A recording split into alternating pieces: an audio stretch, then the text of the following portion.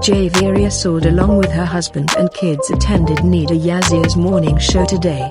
Some beautiful photos taken by a professional photographer of her family are going viral on social media. In the pictures, it can be seen that the whole family is wearing the same dress. Let me tell you one thing here, Javeria Saud is the wife of Pakistani film star Saud Kazmi. And now she is a mother of 2 children. On the other hand, her drama serial Nida on Airy digital channel is very popular these days. And she confirmed that she was working on another TV channel's drama after 20 years. Javeria Saud has also opened a clothing brand in the name of her daughter Jannat Saud. And often she is seen branding her dress at the showbiz event.